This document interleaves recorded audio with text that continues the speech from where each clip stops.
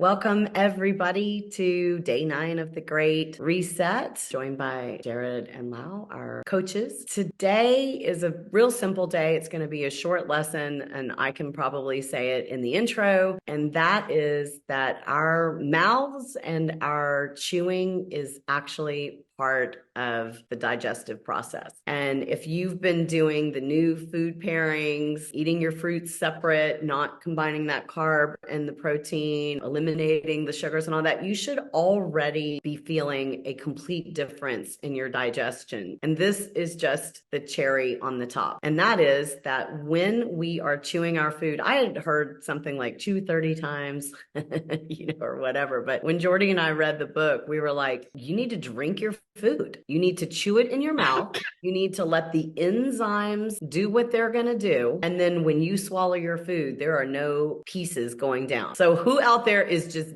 busted of eating so fast and woofing stuff down in chunks? Most of the Western world would be guilty of that because we're always on the go. We've got things to do. We got deadlines to meet. We got people and things to pick up and drop off and do. Right. We sit at our desk. We don't even take a lunch break. I have to tell you, it's so interesting. Like one day I'm going to write a book that's like everything Costa Rica has taught me. So when our housekeepers come over, I'll be like, where are they? And they'll be out in the grass with their food. They take a full hour for lunch. And you look at what they always have the whole food. And I just thought, oh my gosh, like I can't remember the last time like I just sat and ate. So that's definitely a shift in our life, just taking more time for the food in general and then just not wolfing it down. It's actually kind of gross to think about swallowing a chunk of food and being like, okay, stomach, go break that down. Do you guys have any thoughts, tips? I think an easy tip is to write. I always tell this to our girls of the membership, like write the number, write 25, put it in your purse, and everywhere you go to eat, just put it in front of you as a way of remembering that each bite you chew it at least 25 times, for example, because otherwise we forget. If we don't have the habit and nothing we're doing reminds us to do that, then we forget. Right. So just put a number and do it for a while until it becomes Right, part until of it sinks in. I love that. That's awesome. super simple. This is one of these Jared, things. enzymes, like, did you know that? I don't think I've ever had somebody sit me down and say it's not just about chewing it into little bits. Yes. It's about these beautiful biological processes that we were given. Yeah, the saliva has enzymes that start breaking down the food in our mouth, not just the teeth, but the saliva itself has the enzymes.